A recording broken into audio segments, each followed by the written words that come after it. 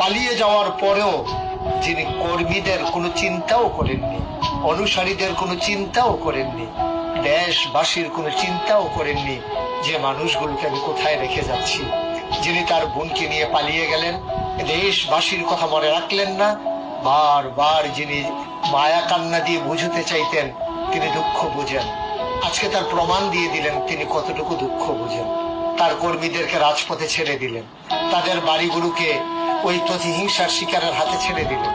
তাদের জীবনের তিনি একটু পরোয়াও করলেন না, তিনি পালিয়ে গেলেন। একবারও ভাবলেন না যে আমি যাদেরকে রেখে যাচ্ছি 15 বছর ধরে, যারা আমাকে ক্ষমতার মসনদে টিকিয়ে রেখেছে, আমাকে গণভবনের এই নরম তুলতুলে বিছানায় বিশ্রাম নেওয়ার, আনন্দ করার সুযোগ করে দিয়েছে, আমি তাদেরকে কোথায় রেখে যাচ্ছি একবার তিনি চিন্তাও করলেন না।